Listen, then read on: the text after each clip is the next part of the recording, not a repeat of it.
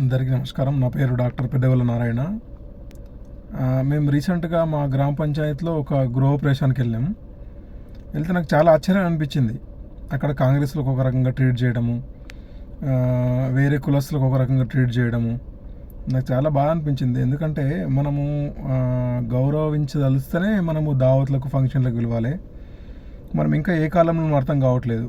వాళ్ళందరూ రాజకీయ నాయకులు, పెద్ద పెద్ద ఎమ్మెల్యేలు, ఎంపీలు, పెద్ద పెద్ద స్థాయిలో ఉన్న వాళ్ళందరూ కూడా అందరికి చావులకు కానీ, ఫంక్షన్స్ కానీ, దావత్లకు కానీ, పెళ్ళిళ్ళకి కానీ కలిసి వెళ్ళడము, వాళ్ళ ఫంక్షన్స్ ఏమైనా ఉంటే పర్సనల్గా అందరు బాగా మీడియా ముఖంగా కొట్లాడుకోవడం జరుగుతుంది. మళ్ళీ సాధారణంగా అందరు కూడా కలిసి భోజనం చేయడము, అంతా కలిసి మాట్లాడుకోవడము, ఒకరి పనుని పని చేసుకోవడం జరుగుతుంది ఉన్నత స్థాయిలో.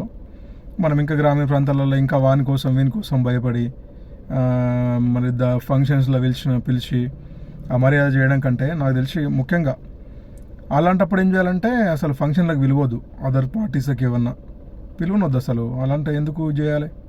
వాళ్ళందరూ బాగుంటున్నారు, మనం ఇంకా తెలుసుకోలేకపోతున్నాం. వాళ్ళందరూ బాగుంటున్నారు. నేను ఇప్పుడు మన ప్రాంతంలో చాలామంది దగ్గర చూస్తున్నాను, అందరికీ ఖండించుకోవడము, తిట్టుకోవడం జరుగుతుంది సోషల్ మీడియాలో, దీనిలో. వాళ్ళందరూ కలిసి ఒక దగ్గర భోజనం చేస్తారు, ఒక దగ్గర దావా చేస్తారు, ఒక దగ్గరనే చేస్తారు. మనకెందుకు ఇంత ఇంకా పట్టించుకోవడం ఎందుకు? వీని కోసం, వాని కోసం, సంఘీపోని కోసం, కురసంఘీపోని కోసం ఎందుకు అంత?